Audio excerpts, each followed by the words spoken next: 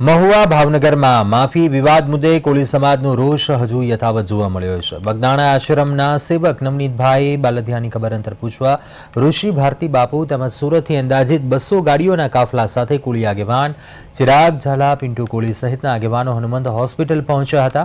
આ પ્રસંગે કોળી સમાજમાં ભારે રોષ હોવાની વાત કરવામાં આવી હતી અને જલ્દીથી જલ્દી યોગ્ય તપાસ કરી સાચા આરોપીઓને કડક સજા મળે તેવી માંગ ઉઠાવવામાં આવી હતી। ઋષિ ભારતી બાપુએ જણાવ્યું કે પીડિત પરિવારને હજુ ન્યાયની આશા દેખાતી નથી, પરંતુ આજે સમગ્ર કોળી સમાજ તેમની સાથે મજબૂતીથી ઊભો છે। નવનીતભાઈનો વિડીયો મેં જ્યારથી જોયો છે એ દ્રશ્યો ગમે એવો વ્યક્તિ હોય એને દ્રવીભૂત કરે એવો વિડીયો છે અને એ લુખ્ખા તત્વો જે હતા એ પાછા વિડીયો બનાવીને અન્ય લોકોને બતાવે છે ત્યારે એની હદ થાય છે।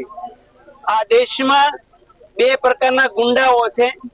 એક ગુંડા કે જે જનતાના હિતમાં, દેશના હિતમાં, સનાતનના હિતમાં કામ કરતા હોય છે એ ગુંડાઓ તો વંદનીય છે, પરંતુ જે ખોટી રીતે લુખ્ખાગીરી, દાદાગીરી કરે, નાના માણસોને દબાવવાના પ્રયાસ કરે એવા લુખ્ખાઓને ગુજરાતમાંથી ને ભારત દેશમાંથી હંમેશા નિકંદલ કાઢી નાખવું જોઈએ। બનાવ બન્યો છે, ઉદ્ભવ ક્યાંથી થયો કે પોલીસ પ્રશાસન દ્વારા, એના અધિકારીઓ દ્વારા અજાણ્યા શખ્સો આવું લખી આરોપીને છાવરવામાં આવ્યા।